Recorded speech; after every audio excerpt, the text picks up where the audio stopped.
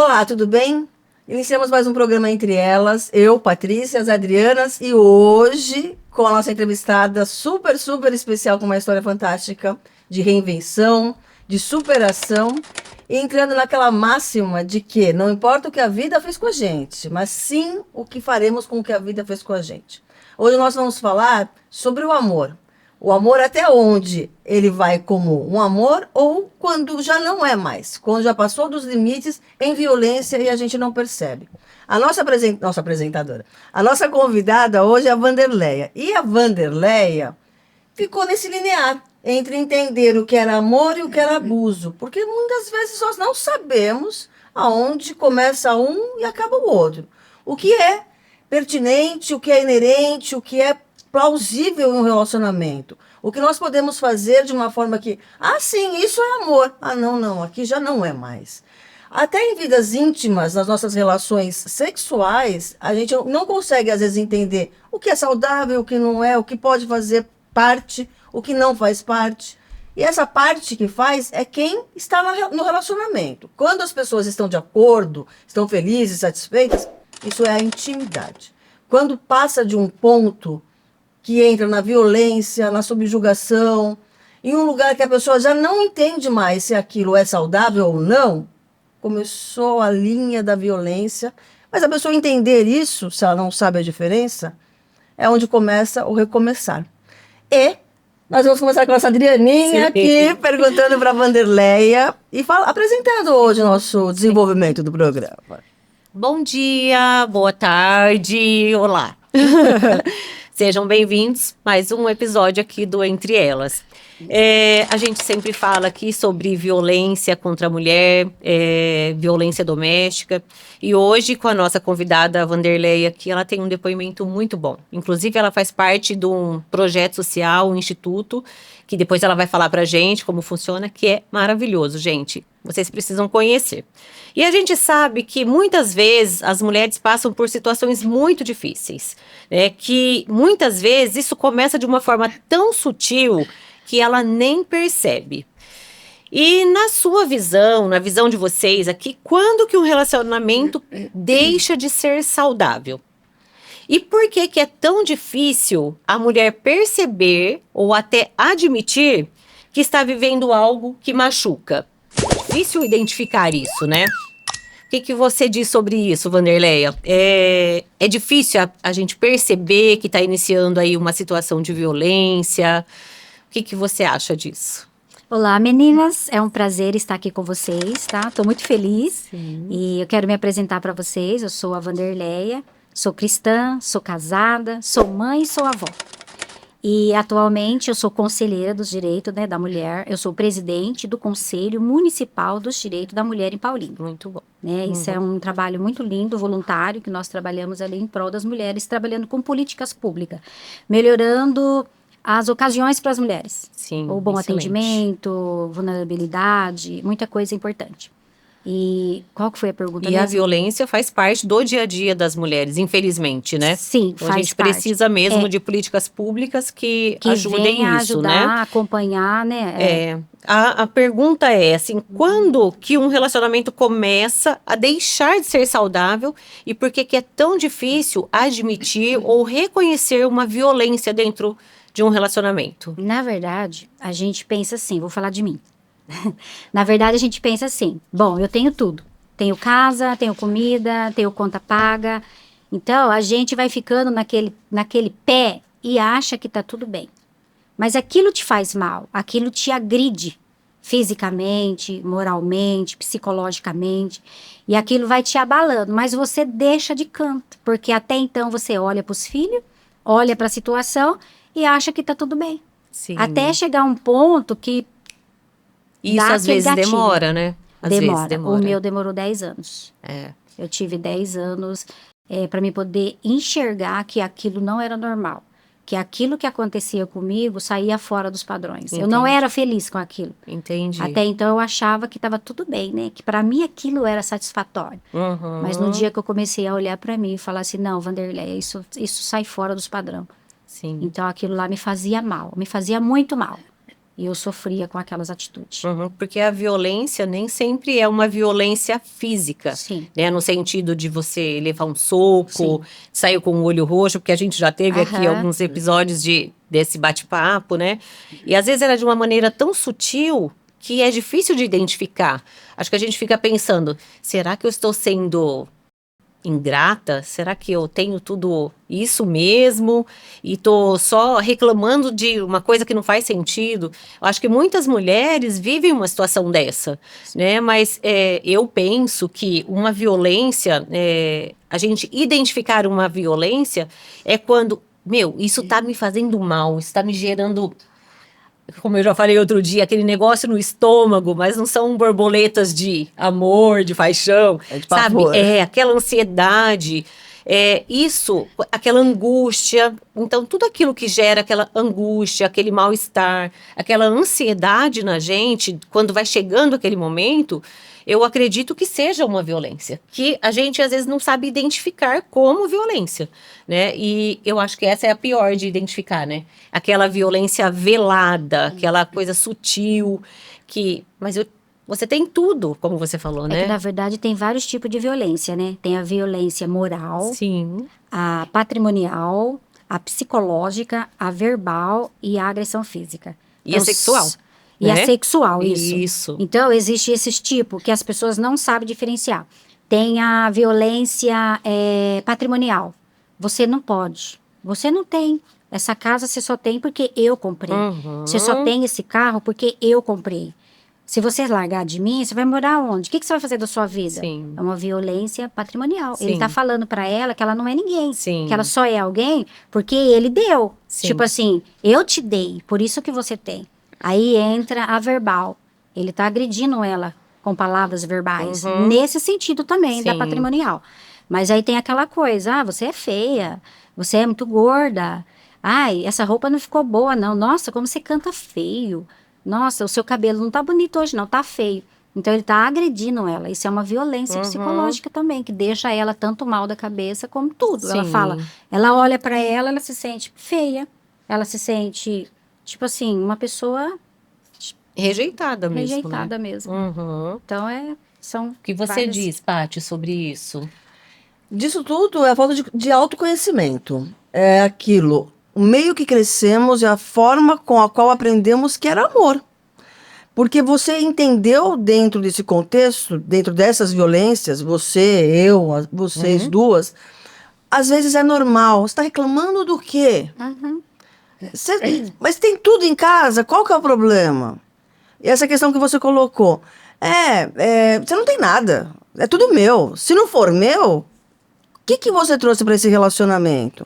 Então, se a pessoa não entende os próprios valores, não entende a importância de si mesma, ela acaba acreditando que ela não tem nada mesmo. Ela acaba entendendo que ela não pode reclamar de nada mesmo. Poxa, porque até no mundo, nós vivemos num mundo que ele é muito... É um mundo de muitas facetas. Nós temos pessoas ricas, milionárias, bilionárias, nós temos pessoas pobres, miseráveis. Então, de acordo com o nível que você veio, às vezes a comida na mesa é um luxo. Uhum. Então, eu estou reclamando do quê? Tem casa, comida e roupa lavada? Que a pessoa lava, que a pessoa cozinha, que a pessoa trabalha e põe a comida no prato, também. Mas ela entende aquilo como uma segurança. Quem não entende a questão da violência sexual? Quem não entende até onde vai o limite do que a própria pessoa gosta, ela vai acabar se submetendo ao gosto do outro. E às vezes aquele gosto do outro pode ser abusivo. Então assim, você tá feia, você tá gorda, esse cabelo, todas essas subjugações que a pessoa fala, isso vai diminuindo o poder de autoestima. Porque você vai se diminuindo para caber num lugar que não te cabe. É verdade. Mas para você caber nesse lugar que não te cabe, é porque você não aprendeu qual que é o seu lugar. Você ainda não entendeu o tamanho e a dimensão da sua proporção no mundo. Então, é fácil. Eu só consigo identificar alguns abusos quando eu olho de longe e quando eu sei o que eu quero, o que eu não quero, mas principalmente quem eu sou.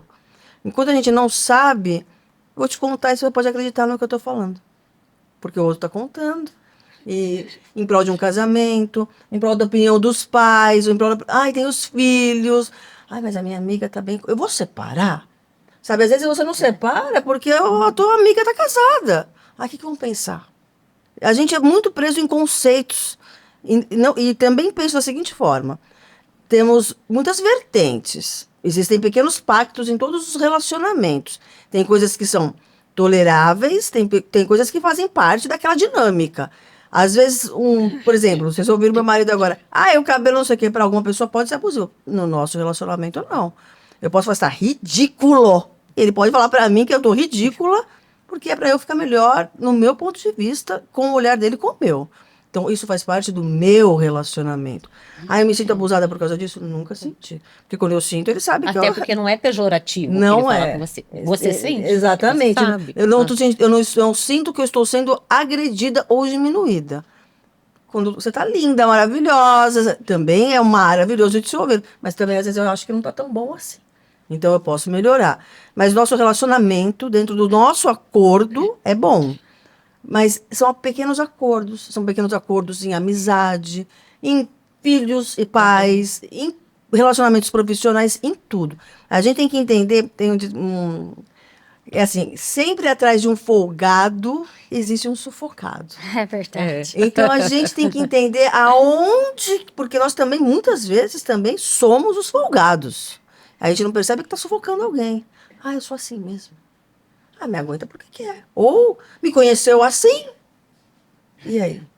Entende? A gente vai mudando os protocolos. Então, eu acredito que ao longo das relações, nós temos que puxar novamente o nosso contrato e falar, olha, você lembra? Até aqui eu consigo agir do mesmo jeito. Daqui para diante, meu comportamento não aceita isso. Mas você não era assim, mas eu mudei. A gente tem que entender que a gente muda. E a vida tem que mudar, né? e expor. Porque o outro também não tem obrigação de adivinhar. Entende? Por exemplo, a violência sexual, que é uma das pautas que nós vamos falar hoje. Para uma pessoa que gosta loucamente de sexo, para outra vai achar um absurdo você reclamar. Nossa, mas o meu marido nem me procura, o dela é 10 mil vezes por dia. Tá reclamando o quê? A gente ouve muito isso. Entende? Ouve muito. Então vai nessas vertentes. E você, Dri? É tudo que você falou. Eu acho que tem muito a ver, sim, com o autoconhecimento, né? Para nós, né, todas aqui que tivemos filhos cedo, nos casamos cedo. Menos eu. Menos você, né? Você é a vivida, né? Faltou conhecimento, faltou experiência, faltou talvez orientação na minha vida. A cultura, a educação e toda essa falta, a vida me cobrou ela depois. Então, assim, tudo isso que foi falado aqui, como ela disse, da violência patrimonial, né? É a destruição das suas coisas também, né? É uma violência patrimonial, que é uma coisa que dói bastante quando você passa por isso, né? De repente você tem ali uma vida construída, trabalhos, talvez de faculdades, suas coisas de trabalho mesmo, né, que você, ao longo da vida, você construiu, e as pessoas destroem isso. Então, assim, são muitos os tipos de violência, e por conta dessa deficiência que a gente tem, eu não sei, assim, no meu caso, eu sentia muito medo, né, eu sempre tive muito medo de tudo, não conseguia explicar o porquê que eu tinha medo, então me faltou coragem, né, então eu me trancava, me fechava e só fui. E assim, nesse só fui, eu perdi muitas coisas. Eu não enxerguei as coisas que aconteciam ali comigo. Também não entendia como violência, só mais tarde, né, com a terapia, com a vivência com outras pessoas, com a educação que eu fui buscar, a cultura. Isso foi ficando mais claro para mim, né, e aquilo, até onde é o meu limite? O meu limite chegou. Eu tentei muito, né, antes de colocar um limite, mas ele chegou. Então, assim, a gente precisa se autoconhecer mesmo. Eu acho que a terapia, né, é fundamental. O autoconhecimento. Tem uma questão da sua fala que, assim, existe o limite. Muitas vezes nós somos obrigados a colocar ponto final porque nós não colocamos vírgulas. Exato. Porque se a gente, ao longo de todas as relações, porque tem pessoas que são de momento, tem pessoas que são para ficar, Então, nós temos vários tipos de histórias. Mas quando a gente não sabe se posicionar, fala, pera, Sim. aqui não, dessa forma não, desse jeito não. Não, mas eu tô acostumado, a gente sempre foi assim, a gente foi até aqui. Sim. Mas quando a gente não faz isso, por que que a gente não faz? Porque já era assim. Exato. Entende? Daí que tem que fazer, dar o ponto final. Sim. Porque entra num nível que foi esse. É preciso, às vezes, se calar quando ainda se tinha muita coisa para dizer, né? Isso, e não tem mais espaço, não cabe mais espaço ali. Né? É. E baseado em tudo isso que a gente está falando, né? Vocês já, assim, perder alguém é ruim, mas vocês já se perderam dentro de um relacionamento? Você já, Paty? Eu já. Já. Se perdeu de si mesmo? Eu me perdi dos meus anseios. Eu perdi os meus propósitos por não querer. Porque quando a gente não se conhece de fato, de verdade. Por um conceito, por querer manter um padrão. Então, para me adaptar ao outro, eu tive que me quebrar para poder entrar num lugar que não era meu. Então, quando tem que forçar, quando a gente tem que sim, porque quando é bom, encaixa. Se não encaixa, se tá errado. A gente tem que buscar um outro molde que nos encaixe. Sim. Mas aquele não. Então, eu já tive essa situação de me perder, sim. Mas eu tenho uma... As pessoas falam que eu não tenho muita paciência, mas eu tenho muita paciência. E o tempo e a vida me ensinou a ponderar melhor as coisas. Uma coisa que eu costumo perceber, o que a vida me ensinou. Quando eu subo no ônibus errado, eu vou descer no primeiro ponto. Eu não vou esperar a viagem ficar longa, porque senão... E para voltar? Sim. Então, e eu aprendi, mas eu já fiz aquela viagem de trem que ia parar numa estação que era uma língua que não era nem a minha, entende? Então a gente aprende. E você, Wanderleia? Eu estava ouvindo ela, eu achei muito bonito o que ela falou. Eu me perdi. Eu me perdi por 10 anos. Casei muito cedo, né, com 16 anos. Os meus pais foram pessoas muito humildes. Hoje, graças a Deus, eles estão bem estabilizados, graças a Deus. Somos 7 filhos. Imagina. Pessoas humildes, não tinham onde morar e produziam 7 filhos, né? Tipo assim, ele tava fazendo lá o cumprimento, né? Povoar a terra, mas ele quis fazer bastante. Fazer sozinho. Aí a gente não tinha estudo. Por quê? A gente estudava pouco, mudava-se muito. Mudava para tudo quanto é lugar. A gente morava no Paraná, do Paraná para Minas, para Piracicaba, voltava para Paulínia, depois para o Paraná. Então a gente mudava muito. Entendi. E eu parei na 5ª série. 16 anos. Não estudava, conheci um moço, casei com ele e fui ter filhos. E eu não tinha expectativa de vida. Tipo assim, eu sou mãe, dona de casa, não tenho estudo, o que eu vou fazer da vida? O que viesse Mas era ele me lucro. dava tudo. Ele me dava tudo. Ele cuidava da casa. Então aquilo tudo para mim era tudo. Eu entendia que aquilo para mim estava bom. Entendi. Até eu entender que tudo que eu tinha não me satisfazia. Dentro de mim havia um vazio. E eu precisava... Tipo assim, tirar aquele vazio. Mas o que era aquilo que eu sentia? Que nem eu entendia o que eu sentia. Eu não entendia o que eu sentia. Eu falava assim, meu Deus, eu não sou feliz. Mas eu tenho que ficar em casa, porque eu não tenho casa para morar. Onde é que eu vou morar? Se eu largar dele, o que eu vou fazer? Eu não tenho trabalho. Como eu vou cuidar dos meus filhos? Então, o meu pensamento, que eu creio que é o pensamento de muitas mulheres que sofrem abuso, é esse pensamento. O que eu vou fazer? Se eu largar, o que eu vou fazer? Hoje, as mulheres, elas estão muito evoluídas, né? Elas estudam, elas trabalham. Tem mulher que ganha mais do que um homem. Tem mulher que é chefe, que lidera muitos homens. Mas antigamente, não. Antigamente, a gente era privada, né? Sim. E aí eu pensava, o que vou fazer se largar dele? Mas aí um dia eu comecei a pensar na minha vida. Eu falava assim para mim, pô, você é nova. Eu quero ser feliz.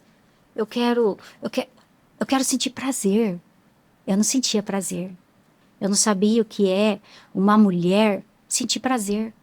Porque era tudo forçado, tudo pegado à força, e aquilo me machucava. Era sem vontade, sem prazer. Era obrigação.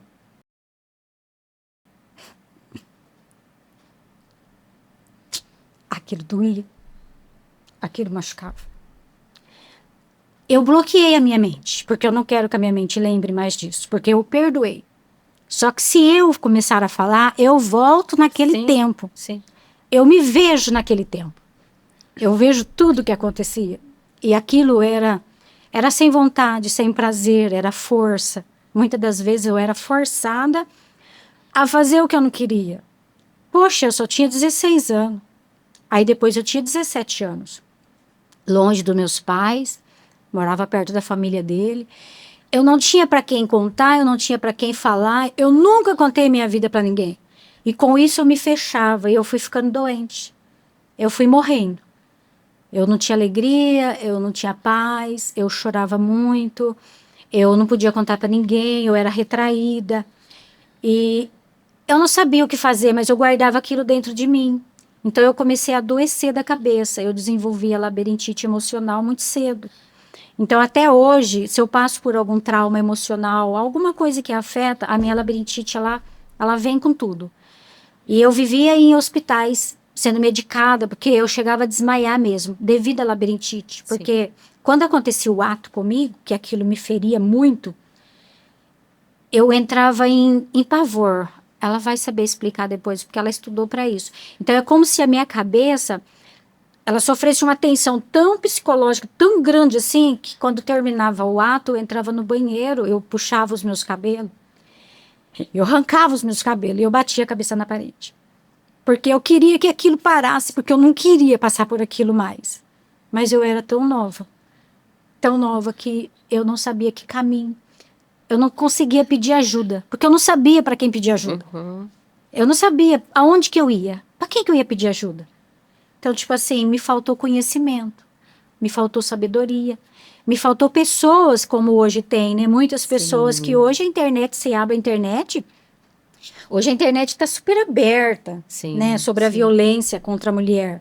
Então, hoje, uma mulher que ela é agredida, ela vai procurar socorro. Que nem na cidade agora de Paulínia, tem a Secretaria da Mulher. Eu sou conselheira dos direitos da mulher. Então, hoje tem recurso, mas antigamente não tinha. Então, eu me perdida por 10 anos. Eu me perdi por 10 anos. E eu acho que isso é uma das maiores violências, assim... que ela é velada mesmo, né? Ela é algo que só você está sabendo ali.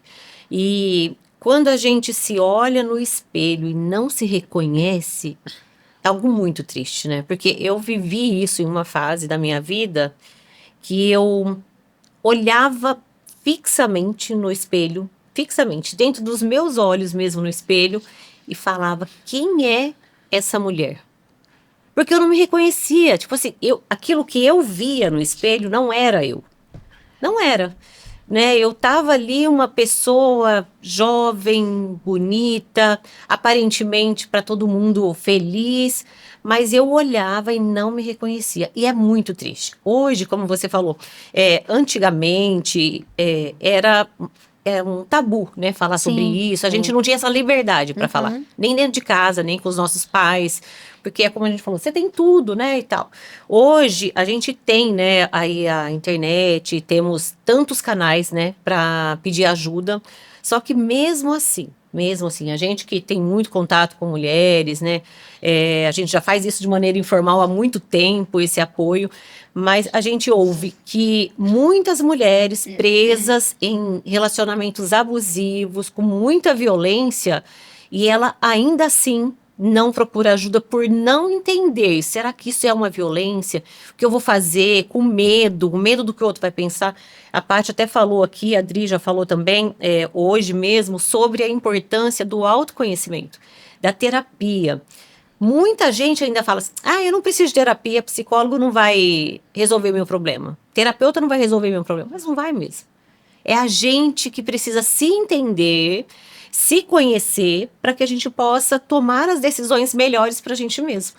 E o papel do profissional da saúde mental é imprescindível. Eu faço terapia há quase 10 anos, ininterrupto. E eu sou uma pessoa totalmente diferente. Como eu mudei? A Adri é que me conhece há mais tempo. A Adri me conhece há quase 20 anos. E ela sabe quem era a Adriana antes e quem é a Adriana agora. Então, assim, o autoconhecimento sim, gente, é muito importante. Busquem ajuda, busquem autoconhecimento, se entendam para que vocês consigam se posicionar em relação a isso. E nós aqui, né, Entre Elas, a gente está aqui para isso também, né? Para auxiliar a mulher que está vivendo em situação de vulnerabilidade, de violência, de conversar e entender, isso é abusivo? O que eu posso fazer para sair dessa relação? Porque ninguém merece viver numa relação abusiva. Você vê, já passou tanto tempo, né? E você, quando se lembra, ainda dói. Não tem como não doer. Apesar de, eu perdoei, tá? Mas doeu, machucou. É algo que ficou com trauma ali na sua vida, Sim. marcou a sua vida. E hoje você usa isso para auxiliar outras pessoas, Sim. outras mulheres, né? Com a sua experiência. A Adri, quando fala né, dos momentos que ela viveu de violência também, ela se emociona porque... Gente, é algo terrível a violência, é algo terrível. Então, ninguém merece viver isso. E se você está vivendo uma situação de violência, se você ainda não entende que é violência, será que é, será que não é? É. Se você já tem dúvida, se você já pensa se é uma violência ou não, é porque é. Procure ajuda, se entenda, se conheça, para que você consiga tomar uma decisão. E existe saída, gente, existe saída. Você não precisa viver num relacionamento violento, num relacionamento tóxico, num relacionamento agressivo, abusivo, seja ele de qualquer natureza. Você pode sair dessa situação. E a gente está aqui para auxiliar você nessa caminhada também. Eu vou pegar um ganchinho, desculpa, tá? No que você falou, a terapia, ela é muito importante mesmo. Ela é uma porta de acesso que te leva à cura. Sim. Mas a gente tem que querer. Sim. Se eu não quiser, imprescindível. eu não vou sair desse sofrimento. Sim, sim. Chegou um tempo que eu olhei pra mim e eu falei, não, eu quero e eu vou conseguir. Por mais difícil que seja, eu lutei e Porque consegui. não é fácil. E o sofrimento, quando a gente é abusada, querendo ou não, agride todo mundo, né? Família, filhos. O meu filho mais velho hoje, ele é um menino maravilhoso. Mas toda vez que ele veio um pouquinho alterado, ele fala, por que a senhora tá nervosa, mãe? Então eu falo, eu não tô nervosa, filho. Ele fala assim, a senhora tá, eu te conheço. Então, por ele ser o primeiro, tudo que eu passava, eu demonstrava para ele. Sim. Porque ele via eu chorando, ele via eu naqueles momentos de tristeza. Então, hoje, eu falo para ele que ele sofre de crise de ansiedade. Ele tem algum distúrbio. Porque ele fala, eu não tenho. Eu falo, você tem. Porque toda vez que acontece alguma coisa, parece que ele entra em canal de alerta, defesa. né? Isso, em alerta. Ele não pode ver, se eu tiver quieta demais, ele vem, me abraça, ele é muito carinhoso, meu filho é maravilhoso. Ele me abraça e fala assim, Noninha, o que a senhora tem? Eu falo, não tenho nada, meu amor. Ele fala assim, não, a senhora tá nervosa. Eu falo, eu não tô, filho. Aí eu não falo alto, né? Esse é meu tom, eu não falo alto. Esse é o meu tom alto. Esse é meu tom alto. Sim. Eu não consigo falar alto. Aí eu falo, eu não estou brava. Tô bem, só tô quieta. Mas, tipo assim, a agressão física, psicológica, todas as agressões, ela traz destruição. E a destruição dela é, assim, que leva para a vida toda. Hoje eu vejo na vida do meu filho, que, tipo assim, ele participou daquilo. Então, isso dói muito. Nunca é só com a mulher, né? Não, não é. Nunca é. É por isso que assim, ó, quando você fala, é importante querer. Quando a pessoa que passa por algo, não importa o que é esse algo, o tratamento de silêncio é uma agressão. As pessoas às vezes não entendem, mas não falou nada. Exatamente, não falou nada. E o não falar nada, falou tudo. Falou mais do que qualquer um pode ouvir. A sensação de estar oprimido e não saber explicar, não saber expressar isso. A insatisfação, quando você falou, eu saía da relação sexual, eu batia a cabeça na parede, eu arrancava meus cabelos. É normal isso? Não. Entende? E por que eu estou fazendo isso?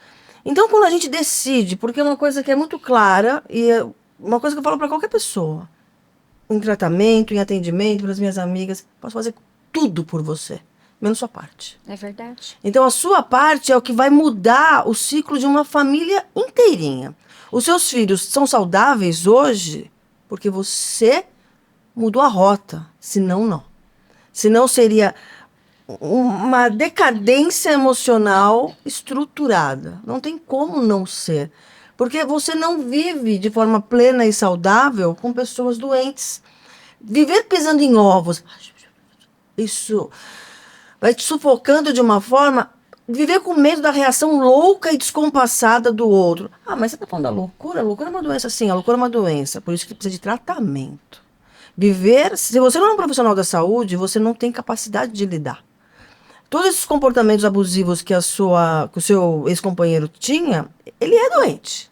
É assim, não dá para falarmos que não, porque foram muitas histórias, nós chegaremos nelas. Mas ele era uma pessoa doente e você lidava com o doente sem saber que ele era doente. Como você seria saudável? Como você teria, com qual condição tão jovem? E isso, dessa condição jovem, da pessoa estar numa relação que ela não sabe como lidar, como se comportar e como fazer, isso é o mais normal que existe. Por mais que a gente fale, a Wanderleia, ela é presidente do Conselho da Mulher, né? De Paulínia. Até chegar ao nível da pessoa pedir socorro e ter coragem para tomar essa atitude, ela vai dilacerando vários sentimentos, vários comportamentos. Ela vai se desconstruindo até chegar nesse lugar. Pedir socorro, hoje em dia, de alguma forma, é mais rápido. Só que não é fácil. Ainda não é fácil. Porque para você pedir um socorro, você tem que identificar algo que é grave. Quando alguém te bate, você entende uma agressão física. Quando alguém te violenta sexualmente, você entende a violência sexual. Porque são pessoas desconhecidas. Quando alguém te ofende, você é verbalizado. E o que não é dito, o que não é visto, o que não é falado, é só sentido.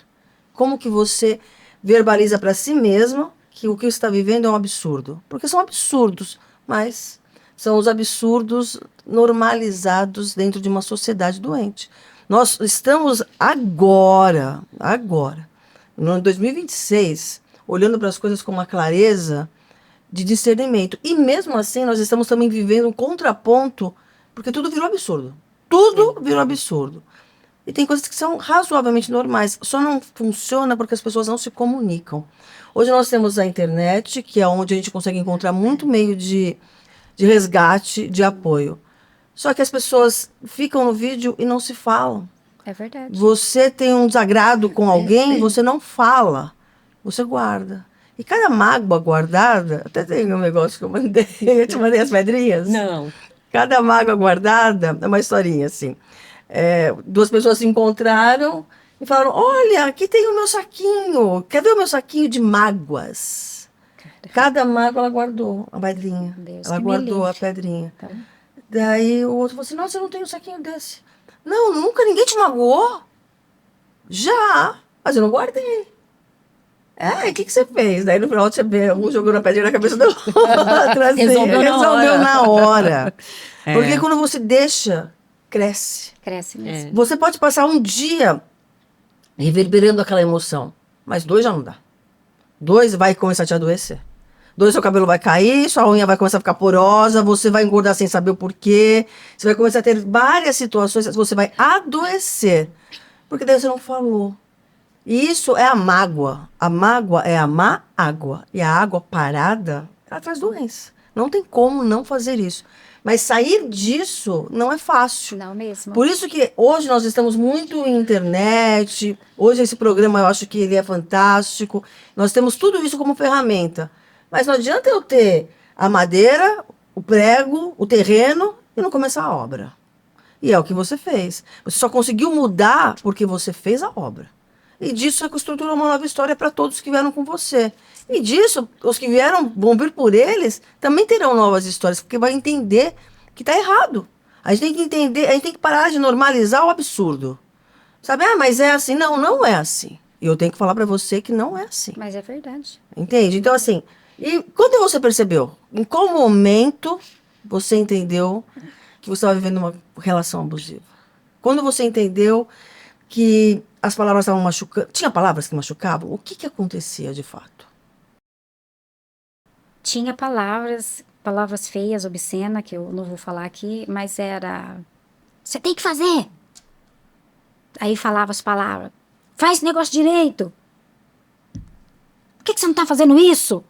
Então tinha as palavras. E era agressiva a forma de falar. Era. Nunca foi carinhoso. Não, não era carinhoso, não tinha carinho, era assim. É até feio falar, né? Que nem um animal, um gato, um Sim, galo, quer sim. dizer. Tipo assim. Eram palavras pesadas que eu não vou falar. E, tipo assim, exigia que eu fizesse coisas que eu não sabia fazer, que eu não queria fazer. Eu não queria fazer aquilo. Eu não sabia fazer aquilo. Então, eu era obrigada a fazer aquilo que eu não queria.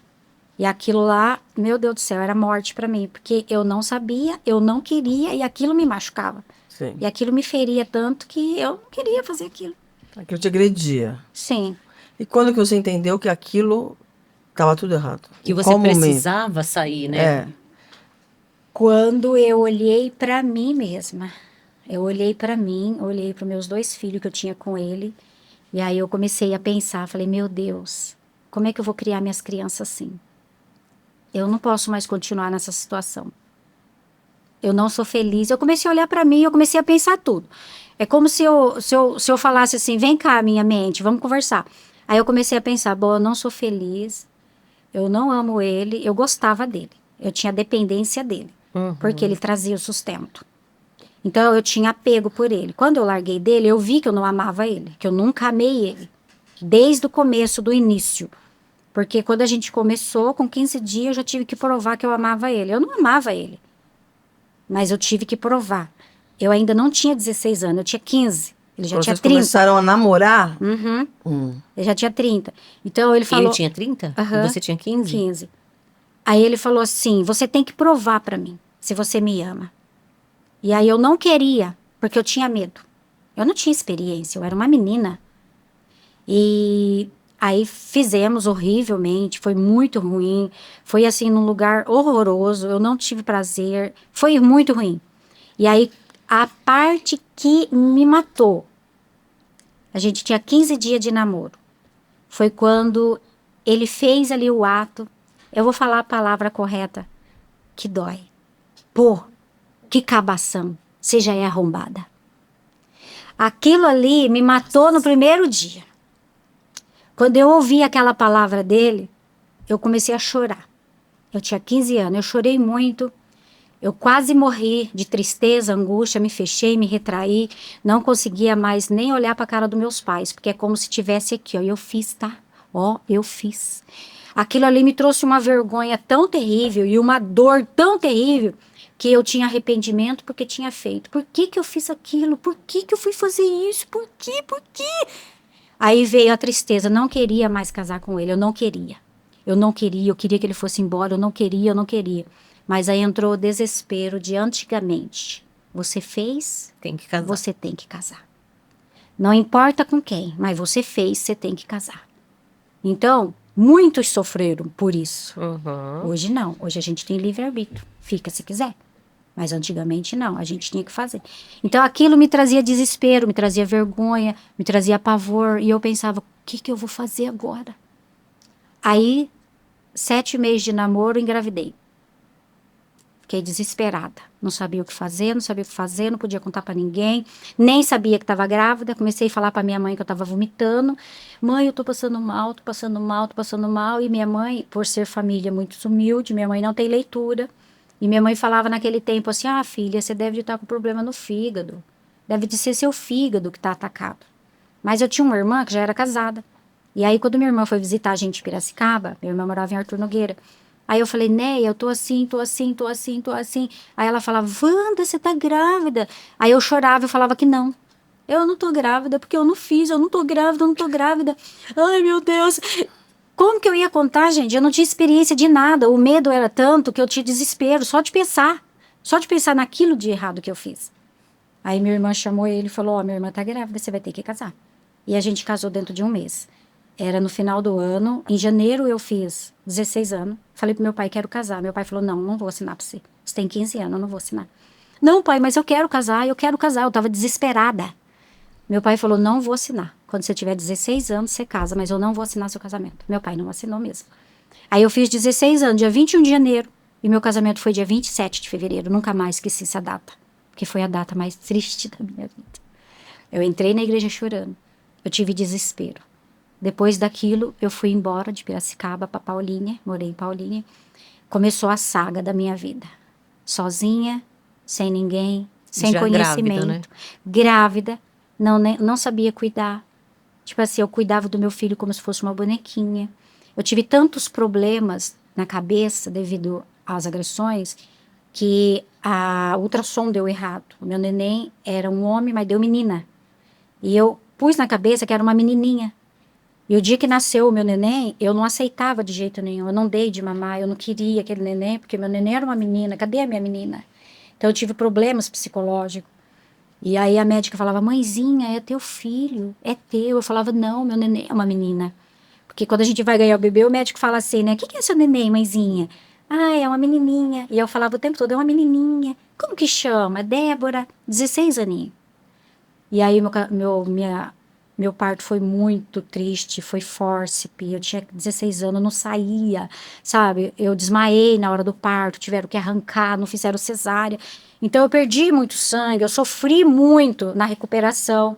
Eu fui embora para casa, mas a minha irmã teve que cuidar, porque eu não levantava da cama para tomar banho, tinha que ser apoiada, porque eu desmaiava devido à perda de sangue e o sofrimento. Porque quando a gente tem um filho, o trauma no nosso corpo, tanto cesárea, é um trauma assim muito grande. Por isso que a gente tem o resguardo, né, para repor aquele trauma que a gente sofreu.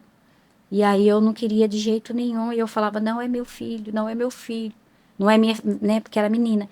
Não dei de mamar, e a minha irmã foi cuidando de mim, falava, Wandinha, é o seu filho, olha como ele é lindo, como ele é lindo. Então, mudando um pouquinho a pergunta, hoje eu vejo o histórico na vida do meu menino. Já veio em dor, já veio em sofrimento, nasceu e eu não quis. Eu não dei de mamar, eu não queria dar de mamar, porque cadê a minha menininha? Então eu tive que passar por processos para aceitar o meu filho. Então foi assim, muito sofrido essa vida.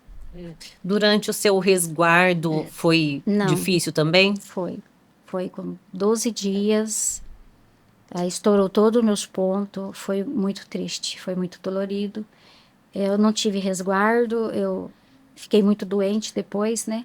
O William nasceu e depois de 2 anos eu fiquei muito enferma do útero, né? Não sei se posso contar. Pode, lógico. Devido a essas agressões, né? Que me machucou muito, me dilacerou por dentro. Meu útero, ele apodreceu, né? Ele ficou podre de cair pedaços. Quando eu conto isso para as outras pessoas, falam, credo, que horror, quando eu for comer eu vou me lembrar. Eu falo assim, o meu útero, ele saía pedacinho como se fosse corinho de frango. Sabe quando você refoga o frango que fica aqueles corinhos? Agora, quando vocês for almoçar, vocês vão lembrar. Então, tipo assim, é nojento, mas é o que acontecia. E eu tinha mau cheiro, eu fedia peixe podre, como se você pegasse um peixe e deixasse apodrecer. O meu cheiro, ele exalava, ele subia para cima. Se eu sentasse aqui, o cheiro era tão forte que eu me incomodava com aquilo. Eu fedia dia e noite, noite e dia. E eu ia muito nos médicos, porque como eu não sarava, era um corrimento muito forte, intenso, e aquela água sempre preta, escura e com pedaços de pele. Tipo assim, e eu sofria com aquilo, porque eu ia no médico e falava assim, doutor, eu sinto muita dor abdominal, aqui embaixo, pélvica. Eu não podia sentar e doía muito, porque devido às pressões, né, tanto atrás como na frente, era tudo em conjunto, tanto atrás como na frente, era em conjunto. Então as bactérias passavam para frente. Então o meu útero foi apodrecendo mesmo. E aí eu fiz várias cauterizações, mas nada sarava. Aí a médica um dia, uma sexóloga, ela me atendeu. E ela falou que não era natural uma mulher ter muitas feridas e tanto corrimento a ponto de feder daquele jeito, porque eu fedia em vida. Eu era muito fedida. E aí eu comecei a contar para ela o que acontecia comigo. É uma parte feia que eu quero falar. Ele usava pano, fralda, até mesmo a cueca. Ele colocava no pênis dele e introduzia dentro de mim.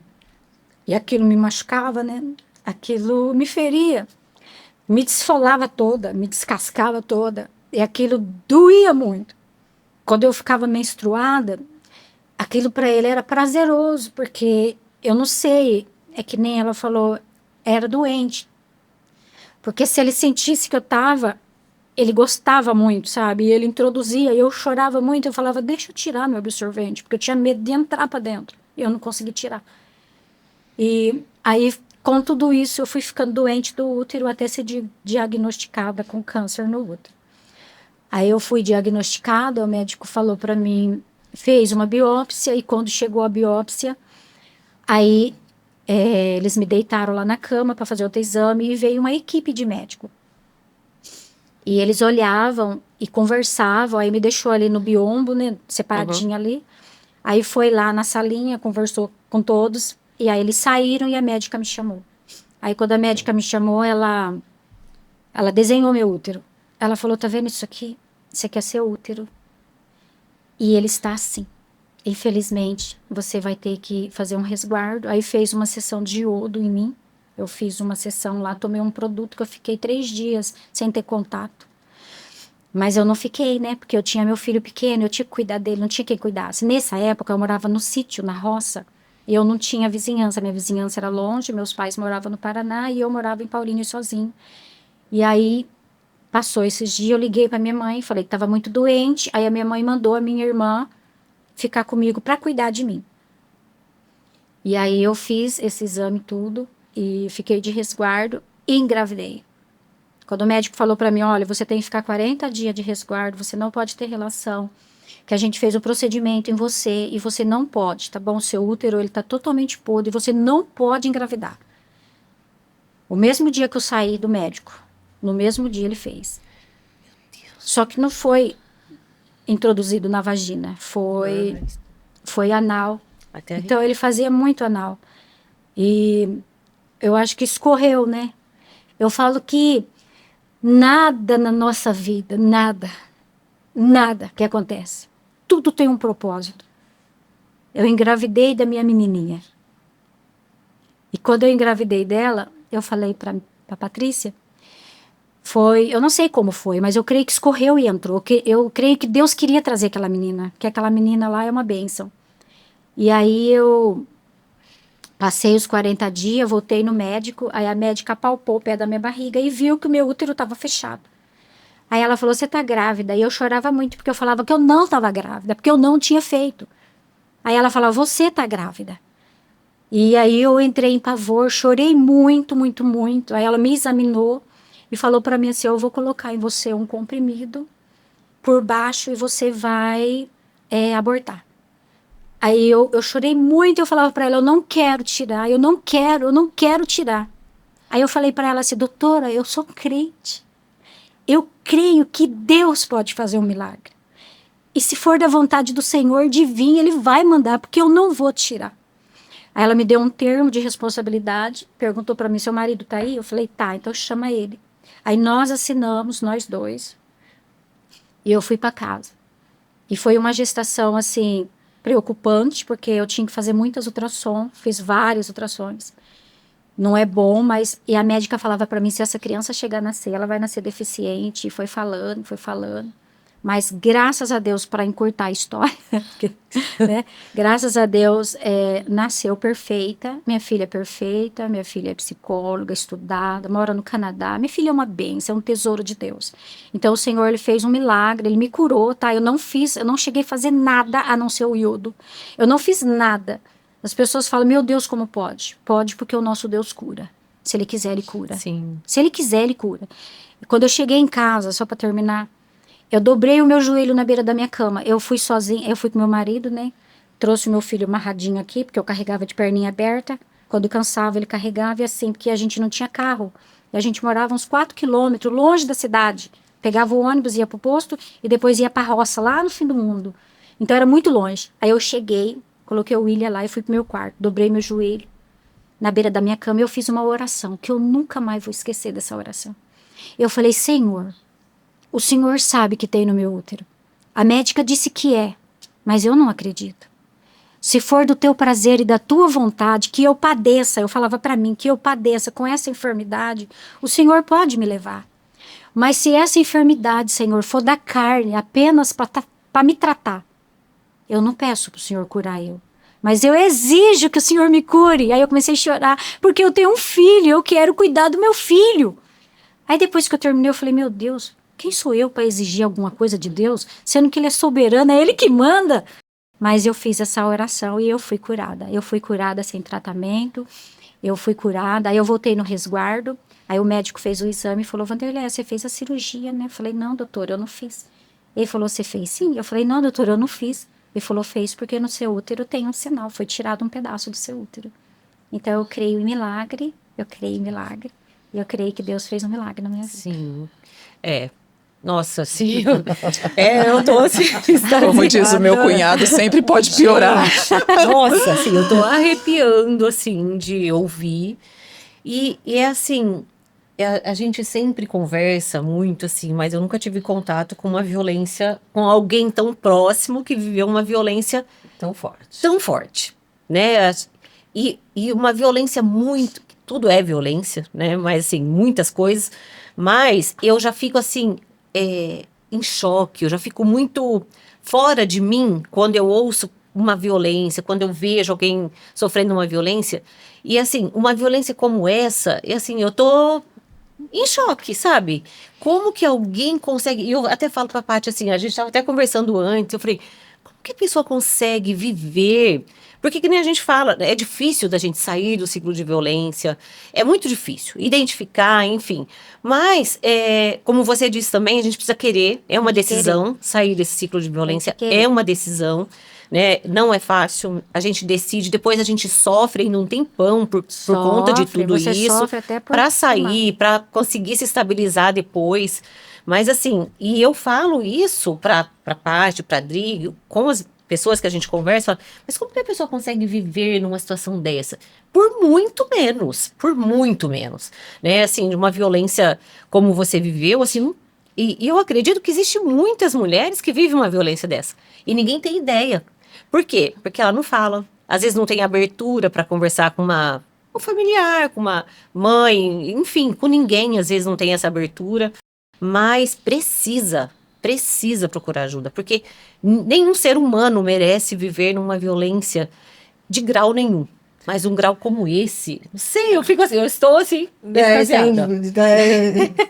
Extasiada, Né? assim, não sei. Saíram até do roteiro. Nossa, assim, É eu muito tô... impactante. É né? porque tem, assim, a nossa próxima pergunta seria assim: devemos insistir até quando em uma relação?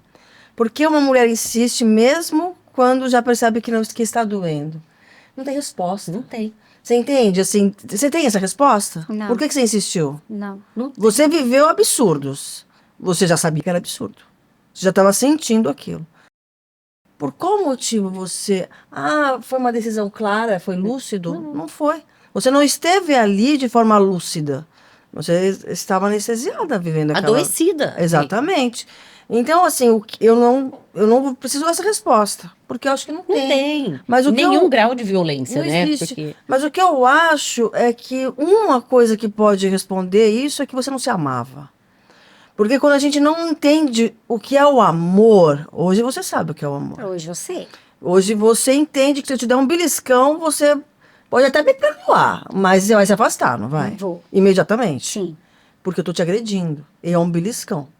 Sabe? Então, a gente entende várias nuances da falta de amor, da falta de carinho, da falta de cuidado, da falta de respeito. Isso está em várias gavetinhas, né? Mas você pegou essa cômoda toda e pegou as gavetas todas, e enfiou debaixo do guarda-roupa e fez de conta que a vida não estava existindo. Porque não tem uma explicação. E isso que você viveu, Wanderleia, muitas mulheres vivem. Só que as pessoas fingem que isso não acontece. Por que você não toma uma decisão? Como que você está aguentando isso? Porque às vezes a pessoa não sabe que está passando por algo. Ela anestesiou. Quando eu não me amo, eu não vou saber reconhecer o que é amor e o que não é. Eu posso entender que eu estou sofrendo. Você tinha uma permissividade muito grande, uma aceitação muito grande. Aí nós não estamos nem falando do amor, nem nada. Foi uma tolerância que ultrapassou todos os limites. Você tem clareza disso Sim. hoje? Quando você olha para trás, você consegue... Por qual motivo você tolerou tanta coisa assim? Você consegue identificar? Sim, eu pensava muito nos meus filhos. Eu não tinha profissão, não sabia fazer nada, então eu pensava muito o que eu ia fazer, aonde eu ia morar, o que eu ia fazer.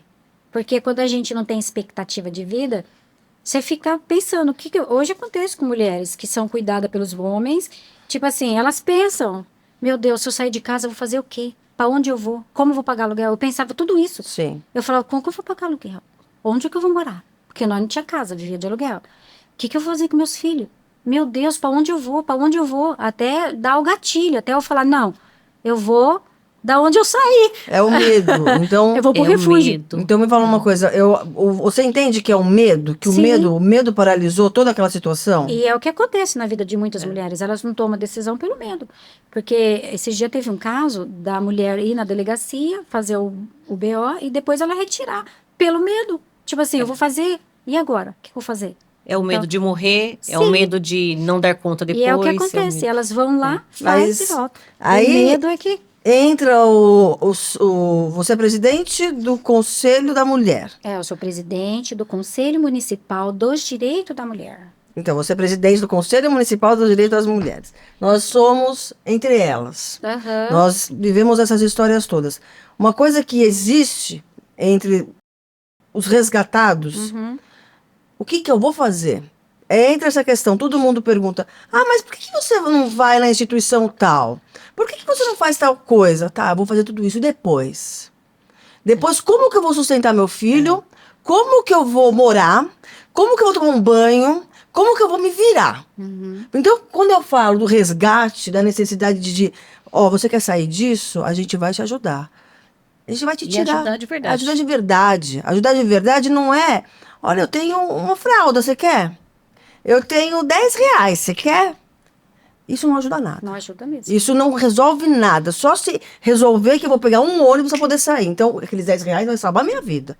Fora isso, quem não E tem depois? suporte, quem não tem para onde ir, verdade. quem não sabe, no seu caso, você tinha pai, mãe, irmãos, mas você estava presa. Isso mesmo. Você não tinha liberdade de entender que você podia falar para essas pessoas. Você conseguia entender isso? Que você podia chegar na sua mãe e falar, mãe, eu tô sendo violentada. Não tinha coragem. Você entende? Não tinha. Eu passei por uma situação, eu conheço uma querida minha, que isso foi a minha primeira querida nesse nível total. Foi a minha primeira, porque depois dela teve uma leva. Eu era gerente de uma empresa e ela era lá minha subordinada. E era uma figura. Uma menina que morou na rua, uma menina que passou por várias situações, e ela me contando aquelas histórias, eu falei, mas como? Mas como você suporta isso? Foi conhecer o marido na cadeia. Por quê? Porque o meio dela era esse meio. Mas ela não podia fazer diferente, ela poderia ter feito tudo diferente. Se ela soubesse fazer diferente. Ela não sabia fazer diferente. Daí tem o julgamento social. Mas o que você vai se envolver na vida dessa pessoa? Por que você está se metendo? Tá nessa situação porque quer. Já vamos fazer. Sabe? Então são situações que a gente para pra pensar e fala assim, não, ninguém tá numa situação ruim porque quer. É verdade. É porque não sabe fazer de outra forma. Daí um dia ela me liga de madrugada, manda mensagem. Vamos falar de Mames. Mames, olha, se eu não chegar no trabalho até às 7 horas da manhã, não, até às 10 horas da manhã, ela entrava às 7. Você chama a polícia? Meu Deus. O que eu vou fazer agora? Eu não sabia nem onde ela morava. Eu teria que chegar no trabalho, pegar a ficha de contrato, ver o endereço e tal. 7 horas ela não chega, 7h30, e ela era pontual. Eu chegava, ela estava lá. Falei, meu Deus do céu, e agora? Foi passando, deu 10 para as 10, ela chegou. Eu falei, nossa, o que aconteceu? Aconteceu isso, isso e isso. Ele me deixa sair para trabalhar. O menino, o filho, ficava guardado em casa. Então, ela estava refém dele, era uma refém funcional. O filho guardado, a mãe vai voltar. E trazer o dinheiro para casa. Trazer o dinheiro para Que casa. é violência patrimonial também, né? Ele já era um bandido, ela foi conhecer ele aonde? Daí eu falei, mas você foi conhecer? Ai, mas eu não sabia de fazer diferente. Foi o que ela sabia. Nesse dia, hoje tua vida mudou. Eu não sei, eu fui uma louca, meu marido queria me esganar, meus amigos achavam que eu não tinha juízo. Aí não tinha mesmo. Pra fazer isso, não. Nesse dia, eu falei, sabe o que você vai fazer? Nós vamos sair do trabalho, eu vou ligar pra Beatriz, que é minha filha, e pra Carol, que é minha nora. Carol, assim, ela foi um sucesso. A Carol, olha, Carol, você sabe, né? A Carol, ela foi fenomenal nessa situação. Nós pegamos essa pessoa, essa querida, colocamos no carro, fomos para um bairro de Campinas que eu fui na delegacia. A polícia não quis ir lá. A polícia falou que não entraria nesse lugar porque quem mandava lá eram os bandidos. Tá bom, chegamos, eu falei, você vai fazer o quê? Você vai ir lá no seu apartamento, que ela morava no conjunto habitacional, você vai no seu apartamento, você vai pegar certidão de nascimento, carteira de vacinação do seu filho, os seus documentos, vai colocar aqui, ó, na calça jeans, porque ela é magrinha, não tem barriga. E mais nada. Você vai sair de chinelinho. Você vai falar pra ele que você vai comprar uma bolachinha na padaria. Tá bom. Ele falou, se você demorar demais, eu vou embora, hein? Porque eu vou ficar com medo de ficar aqui. Mas tem meia hora pra fazer isso.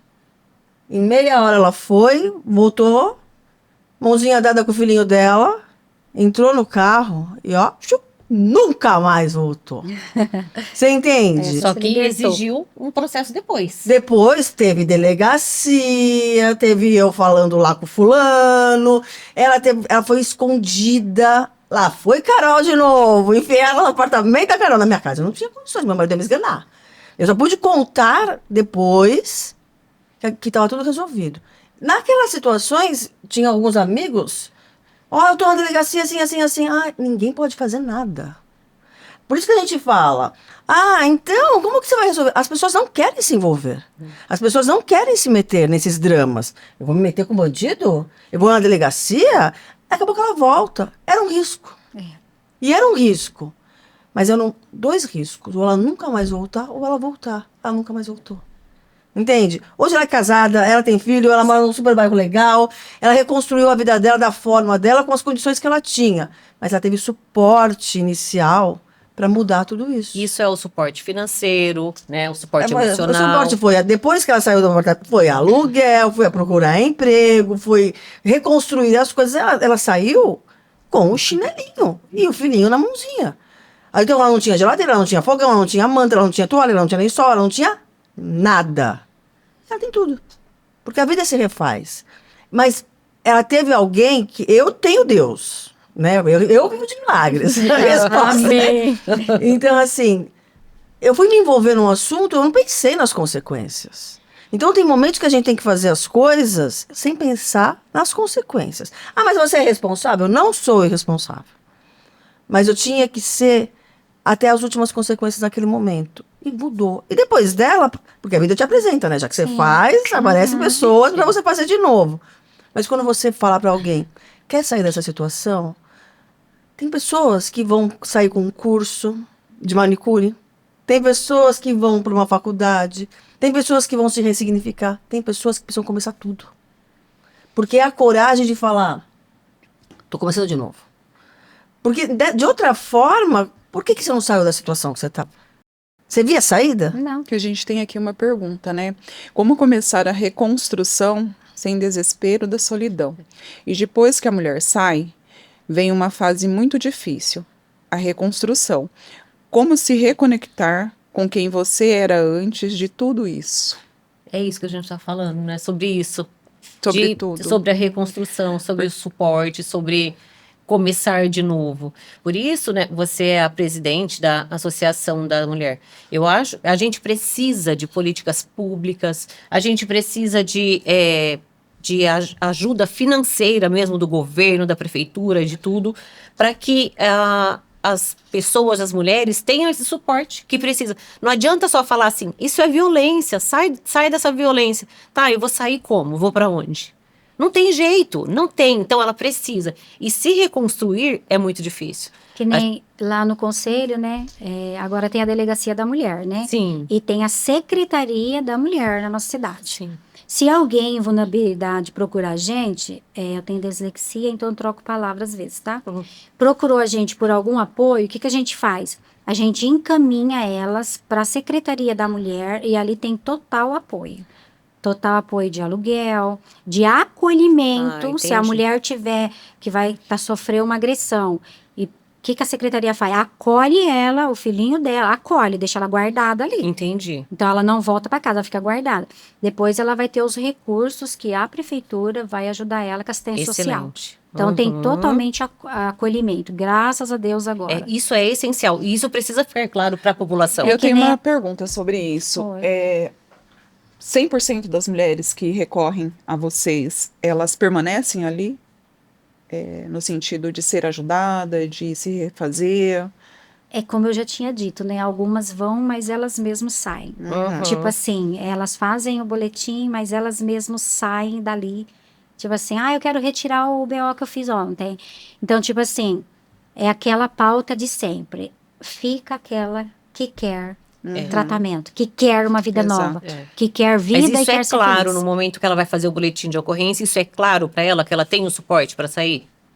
Porque é isso que eu tô dizendo, porque eu não sabia que tinha esse suporte todo na nossa cidade, eu não sabia.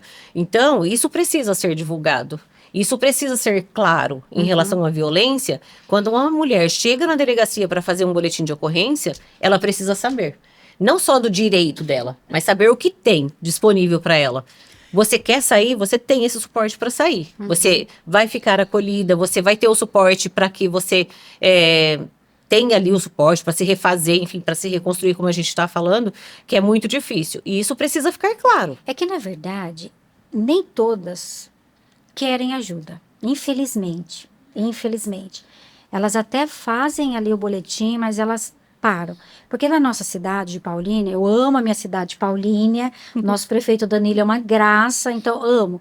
A nossa cidade, ela tem um amparo muito importante. Sim. Tem o Fundo Social que dá cursos e mais curso. Tipo assim, se a pessoa quiser uma vida nova, vai lá e faz curso. Ela vai na secretaria, passa na triagem. Se precisar do apoio para ficar guardadinha, ela vai ficar guardadinha ali. Vai ter o auxílio aluguel se ela precisar, se ela tiver, se o marido ameaçou que vai matar, a secretaria pega e guarda essa mulher. Vamos falar nesse ponto, guarda. Sim, sim. Aí depois tem os cursos, que ela vai atrás. Tem a assistência social, que englobaliza tudo. É um conjunto de trabalhos, Sim. mas depende de mim querer. Sim. Eu quero mudança, eu quero mudar de vida, eu tenho que querer.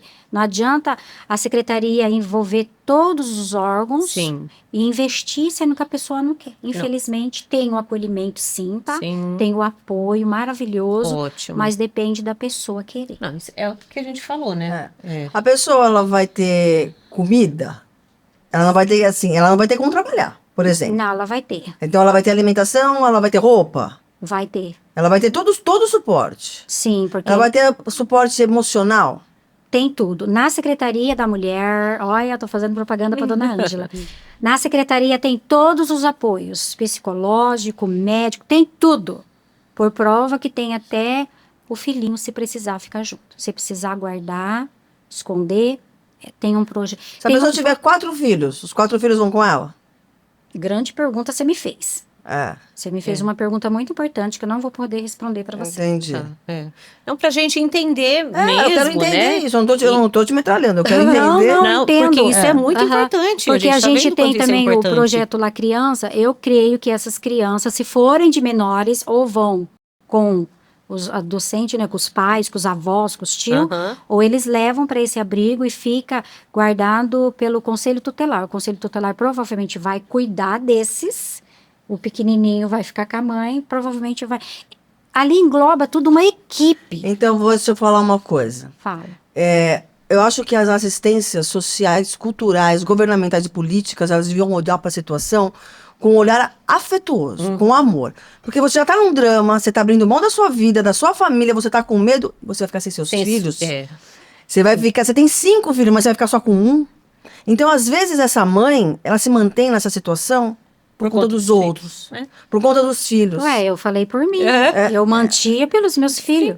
Entende? Então, isso que você falou é muito importante, essa pergunta. Eu vou até perguntar para nossa secretária. Isso que é são feito com os ideias de filhos. políticas públicas mesmo, para Sim, que a gente é o que o né? Conselho trabalha. Sim. O Conselho trabalha em fiscalizar e políticas públicas para a mulher. Sim. Essa pergunta que você fez foi muito importante. Eu vou levar para frente. Sabe por quê? Vanderlei, às vezes meia ajuda não ajuda, atrapalha. É verdade. Porque ou eu te ajudo ou eu não me envolvo. Por isso que as pessoas falam, não se meta que não é assunto seu. É verdade. Principalmente, não se meta, não é assunto seu. Mas se você for se meter, mergulhe. Vira como seu, tente resolver, porque às vezes a pessoa não tem força. E é a sua força que vai fazer a outra pessoa sair daquela situação. Sim, além do mais, assim, eu já ouvi vários relatos, não da nossa cidade, né, que eu também não tinha conhecimento que tinha esse trabalho tão aprofundado, de mulheres que vão lá e são muito julgadas por quem está ali atrás Para fazer o coletivo. para te fazer, para te orientar. Então, assim, muitas se perdem aí também. Porque se você já está numa situação, né, devastadora, né, para chegar ao ponto de chegar ali, e quem vai te atender, Já te te julgar, É. como? Sim. Por que você ficou nessa situação? Mas por que você não Exato, viu? Você não exato. entendeu? Você não sabia que era assim? Porque eu vejo... E não estou criticando, eu acho que tem que ter auxílio. Sim. Eu acho que, às vezes, algum é mais importante do que nenhum. Mas para fazer metade, não faça.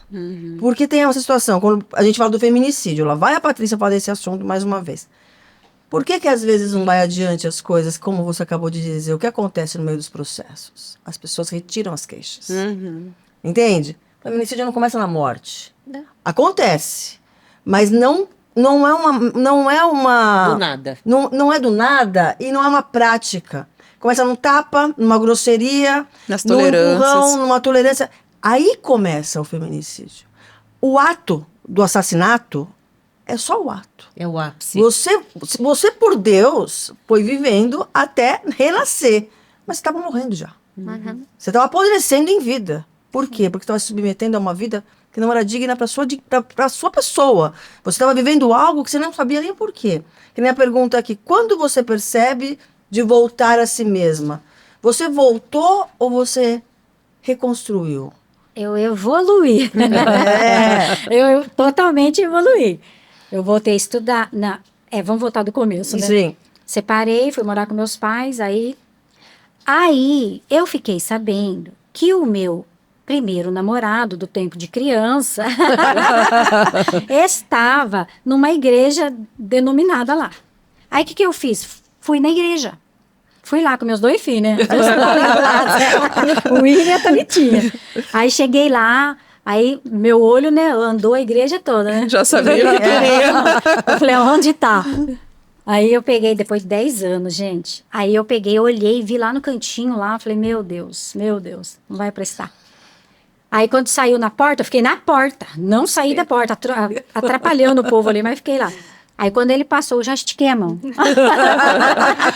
Já estiquei a mão. Proatividade. E a gente sauda, né? A paz do Senhor, paz do Senhor Jesus, né? Aí, ó, paz do Senhor, como é que você tá? Você tá bem? Nossa, eu acho que... Aí ele falou, tô bem. Eu falei, e aí? Casou? Como é que você tá? Tem filhos? Tem namorada? Tá noivo? Nossa. Ele falou, não, eu não namoro, não. Eu falei, você não namora? Tá solteiro? Tô solteiro. Falei, meu... Na igreja. Na porta da igreja. Por isso que eu falo, quando Deus prepara. A gente que destravia o caminho. Exato. Porque a nossa história, ela já está escrita. Mas a gente pega percursos. Não vê os sinais. Exatamente. A gente procura os percursos melhor pra gente. Então a gente quebra a cara. E aí foi quando a gente começou a conversar, né? Ficamos conversando por um tempo. E já decidimos morar junto. Depois que eu fui morar com ele, a minha vida foi só crescendo. Tipo assim, a gente foi crescendo junto. Ele era roceiro da roça também, fazia faculdade. Mas eu não deixei ele terminar, porque eu engravidei, queria que ele ficasse comigo, né? Até hoje ele falou, hoje era para mim ser um doutor, mas você não deixou. E aí foi evoluir na minha vida. Aí eu sofri o processo, né, do novo marido. Eu tive processos de rejeição, porque eu dormia sempre em defesa. Sempre de conchinha, né? De joelho e braço de frente, nunca de trás. Porque eu sabia que se eu virasse de trás, eu podia ser atacada a qualquer momento. Então, eu dormia sempre assim. E quando ele me abraçava, eu dava muita cotovelada, eu dava joelhada. Então, eu cotovelava dormindo. Tipo, tocou em mim, pá, pá. Aí ele me acordava e perguntava, por que você tá fazendo isso? Por que você tá me empurrando? Até eu chegar a um ponto que eu falei, eu vou ter que falar para ele. Ele não sabia? Não. Vocês casados e você ainda não havia contado? Não, eu só falava que eu tinha problemas e eu não gostava que me atacasse sem me consultar. Tipo assim, sem palpações. Sim. Se chegar me atacando, eu já vou partir para agressão. Agressão, pode dizer, tipo... De defesa, né? Isso. E aí eu batia muito, aí eu tive que contar. Eu contei porque que eu dormia daquele jeito e que ele tinha que ter paciência comigo, que eu estava num processo de evolução e eu queria aprender a gostar das coisas, né? Aí eu fui aprendendo a gostar, fui sentindo prazer, coisa que eu nunca soube o que era prazer. Eu nunca tive, assim, Você um nunca orgasmo. foi amada, né? Não. Eu nunca senti aquele prazer que a mulher sente, aquela... Porque eu não sabia o que era isso. Sim. Aí, quando eu comecei a me reencontrar, eu fui me reencontrando, fui aprendendo, fui me amando, fui me valorizando. E aí, foi vindo as coisas, né? Fui evoluindo. Eu com meu marido, foi vindo o filho. 8 já. E foi a evolução. Você foi se reconstruindo, porque é uma dificuldade. Normalmente, o básico dos traumas é não permitir mais contato, é mudar a forma de se relacionar. Você parou da onde estava, assim, vocês são cristãs, eu sou espírita. Então, Chico Xavier falava muito assim, a gente não volta atrás e faz um novo passado, mas a gente para daqui e faz um novo final.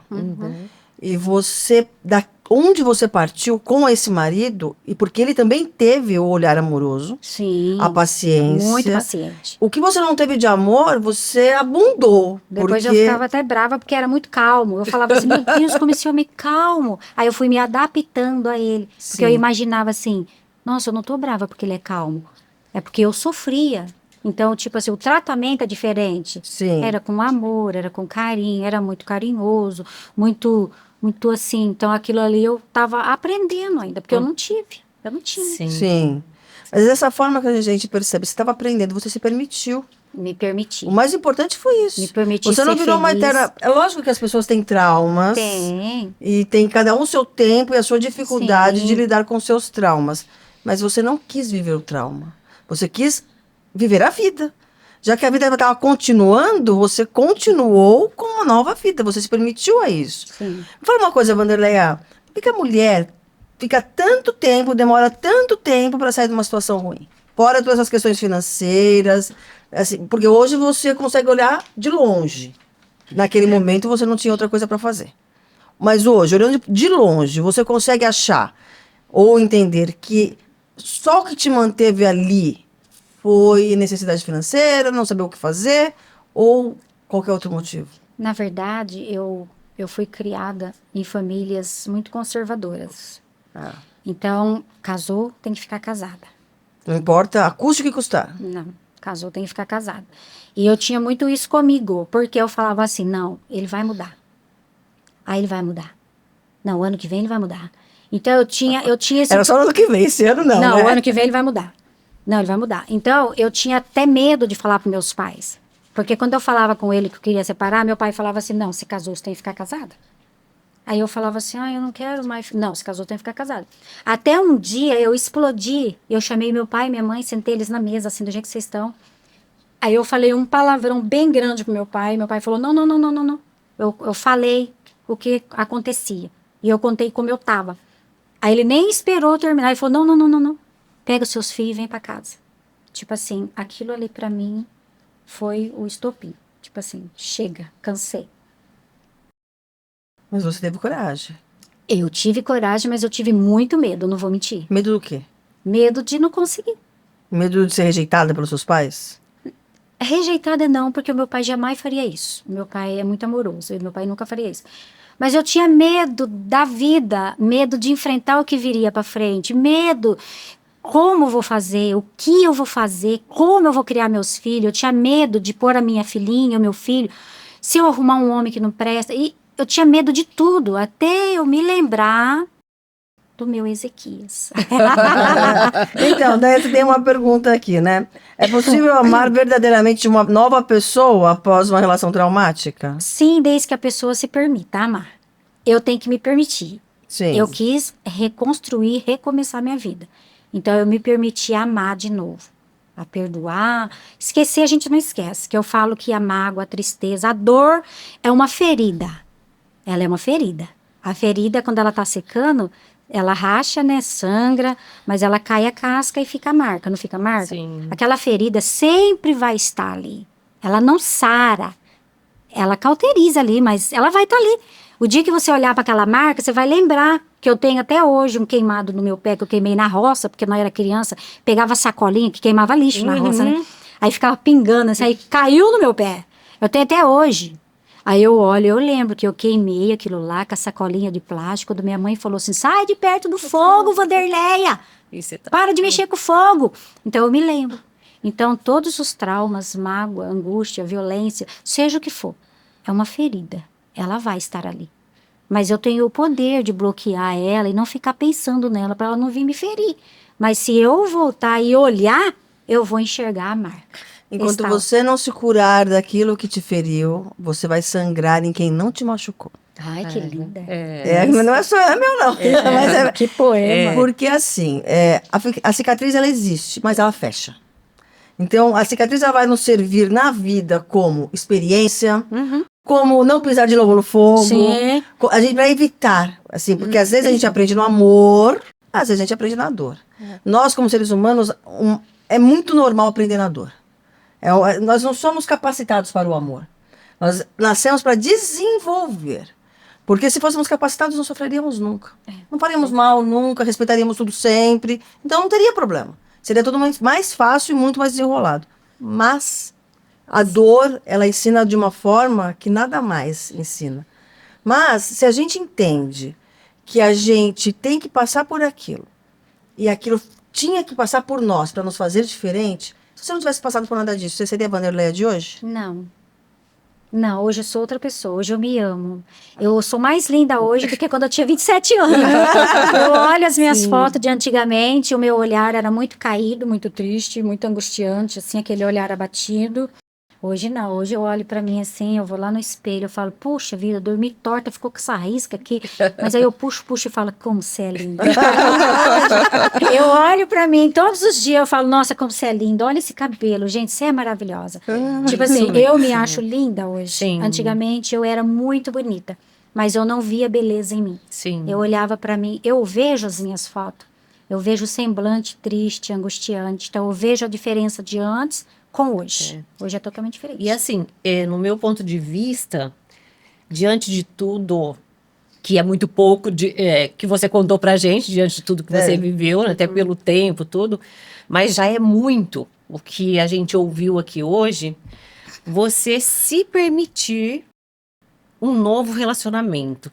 Porque assim, por tão menos, a gente se traumatiza e se fecha, muita gente se fecha, muita gente fala, não quero mais, por muito menos do que você viveu. E assim, é admirável, eu admiro, né, assim, a sua posição de falar, vou tentar de novo, mesmo com muito medo, né, porque você foi com medo, como você falou agora com o seu esposo, no início você tinha uma posição de defesa, né, Sim. com ele, porque você também não conhecia, e o que você conhecia era ruim. Então, mas mesmo assim, você se permitiu, você foi e fez dar certo, se permitiu, tipo assim, foi conhecendo, foi se abrindo para essa relação, e isso é admirável, porque eu não sei se eu teria essa capacidade. Não, mas agora nós vamos, assim, né? O encerramento com a Vanderleia, que a gente tem algumas coisas para falar. Ai, gente. Mas, Eu tô assim, de choque. mas o choque vem agora. É o choque. Eu tô em choque. Uau. Com tudo isso que a Vanderleia viveu, com essa história abusiva, que as pessoas falariam, nunca mais quero olhar na cara dessa pessoa. E essa pessoa fez coisas horrorosas, muito maiores do que a gente contou aqui. Como que é a sua relação com esse seu ex-marido hoje? Olha, isso aqui eu vou até olhar para a câmera. A minha relação com ele é uma relação muito boa. Ele é o pai dos meus filhos e eu o perdoei. A coisa mais linda que tem é o perdão, gente. Quando a gente se permite ser perdoada e perdoar, gente, é que nem ela falou, existe ali a ferida, mas o amor ele sobressai. E a minha amizade com ele hoje é muito linda. Eu sou amiga da esposa dele. E quando a gente tem eventos de final de ano, ele está em casa, come com a gente vai no restaurante junto, a gente sai. Então, hoje, ele, para mim, é uma pessoa amiga. Eu o perdoei e isso é maravilhoso. Isso é maravilhoso. Por quê, gente? Calma. Eu olhei para os meus filhos. Sim. E eu falei, como eu vou poder separar os meus filhos do pai? Eu não posso. E ele era um bom pai? Sempre foi. Excelente, até hoje. Sim. Ele liga para minha filha, assim, o tempo todo. Para o meu filho, a preocupação dele com as crianças, assim, é exemplar. Eu sempre falei, aonde eu passei com essas conversas minhas, eu nunca denegri a imagem dele como pai. Sim. Porque como pai, como um chefe de família, ele nunca deixou faltar nada. Sim. Ele sempre foi um homem, assim, espetaculoso. Sim. Isso é um adendo disso. Nós somos muitas coisas. Sim. Nós não somos uma só. Ele foi um péssimo marido da Vanderleia. Sim. ele era doente. Sim. Não dá pra falar que Não, essa ele pessoa era. fazia o que fazia, agia da forma que agia, e era uma pessoa normal e saudável. A tara é uma doença. A tara, não a tara, o fetiche sexual de casais que podem fazer o que quiser, da forma que tem gente que se enforca e é feliz. Não é? Mas tá lá de acordo. Quando tá de acordo. Quando não tá de acordo, é uma tara. A tara do outro não pode subjugar o meu corpo. Não pode subjugar as minhas vontades e os meus desejos. Isso é uma doença. Mas era com a Wanderleia. Porque com os filhos ele era outra pessoa, no trabalho ele era outra pessoa. Você percebe quando eu falo que nós Sim. somos muitas pessoas numa pessoa só? Sim. E às vezes as relações elas são únicas, intransferíveis e individuais. Nós somos unidades, com várias unidades. Gente, Wanderleia, eu quero agradecer demais a sua presença. A sua presença foi um sucesso, ela é um sucesso. Obrigada. A sua história é uma superação. A sua história, para mim, é uma lição. Sabe? De verdade. No final das contas, ser amigo Não tem nem palavra. Nossa, não me faltam as Não tem palavras. palavra. Mas assim, ó, gente, quando a gente tem que identificar que uma relação não tá boa, é quando a gente tem dúvida do que é amor. Quando machuca, quando ofende, quando subjuga, quando maltrata, quando algo em você diz que aquilo ali não está te trazendo felicidade, repense, sabe? Ressignifique. É aquela questão eterna e interna. Isso é pra mim? Porque isso é pra mim em tudo. Isso é pra mim no amor, isso é pra mim no trabalho, isso é pra mim nos relacionamentos todos. Quando a gente entende que aquilo não nos traz felicidade ou satisfação, a gente sai daquele lugar. Então é o momento de se perguntar: é amor? Porque o que é amor? Aí é a pergunta que cada um vai entender em si na sua história. Às vezes o enforcamento é um amor, né? Desde que não te mate. Eu acho isso. E você não está sozinha.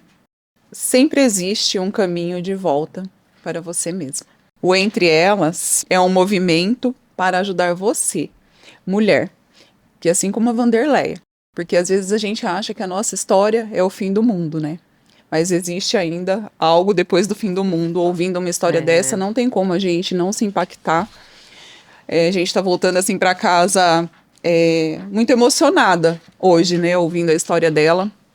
E assim, saber que ela se ressignificou, que ela está aqui hoje para contar essa história, porque assim, ninguém pode falar daquilo que não viveu, né? E ouvindo ela com tanta propriedade, assim como nós falamos das nossas histórias, né, com tanta propriedade, se você também passa por algum tipo de violência, seja ela física, emocional, patrimonial, financeira, seja qual for, existe ajuda, existe caminho. E nós, Entre Elas, estamos aqui à disposição.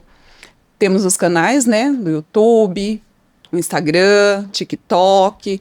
Temos lá os nossos telefones, as nossas mídias sociais. Nos procure. Venha aqui contar a sua história. Procure ajuda. Não permaneça no lugar onde não existe mais amor. Se você sente que não tem amor, levante-se e vá embora. E se você, assistindo esse podcast, se lembrou de alguém que esteja passando por uma situação de violência, encaminha para ele, para que ela possa ver que existe uma luz no fim do túnel, que ela consegue sair dessa situação de violência, de vulnerabilidade. Não se esqueça de nos seguir no Instagram, como a Adri falou, no TikTok, aqui no YouTube. Ative o sininho para não perder nenhuma novidade nossa. E eu tenho mais uma coisinha para falar. Esteja atenta às pessoas que estão à sua volta. Suas filhas, as amigas, as mães, irmãs, amigas. Porque às vezes a pessoa é muito calada, às vezes a pessoa é muito emocionada, às vezes a pessoa muito sorridente pode estar vivendo algo que você nem imagine. E essas pessoas, elas não estão na nossa vida por acaso. Você pode ser um canal de bênção na vida dela. E eu, para finalizar, eu quero deixar. Nunca é tarde para você recomeçar. Nunca é tarde para você ser feliz. Nunca é tarde para você se olhar, se amar e passar a viver e falar: eu me amo. Eu me amo. Hoje eu me reconheço como a irmã Wanderleia, como uma pessoa livre, liberta, feliz. Hoje eu sou outra pessoa. Então você procure mesmo ajuda, tem os canais de ajuda, nunca aceite nenhum tipo de agressão, tá bom? É isso. Eu também vou falar uma coisa. Assim, é muito sério, assim, foi muito importante. Eu agradeço muito, Wanderleia. Nós vamos sair daqui de forma diferente. Me fez refletir muito. Quando o show acabar, quando você deitar no caixão, é só você que vai. Então, tenta outra vez. Tenta de novo. E tenta outra vez. Não se envergonhe, não pense na opinião do outro. Não se preocupe com o que quem quer que seja vai pensar. É você que vive, é você que passa, é você que sente. Vergonha não paga conta, não livra de violência e não resolve nada em nossas vidas. Nada, nada, nada, nada. Então, tenta de novo e tenta outra vez, uma hora vai dar certo, Ai, sim, Com certeza. né? muito bem. Muito obrigada mesmo, assim, Imagina. como todo mundo falou, né? Mas muito obrigada Eu por que compartilhar agradeço. a sua história com a Eu gente. que agradeço. O trabalho de vocês são lindo, maravilhoso. Conheci agora, né? Mas ó, sucesso, né? Amém. Muitas portas abertas e eu agradeço de coração mesmo. Eu agradeço muito. Vocês agradecem muito? Demais, demais. Nossa, muito bom, gente. Só gratidão, né? Mesmo, É. mesmo. E continue conosco, gente. Até a próxima. Nossa, Wanderleia. Ai, posso respirar? Uau, eu preciso ir no banheiro, gente. Eu também. Gente.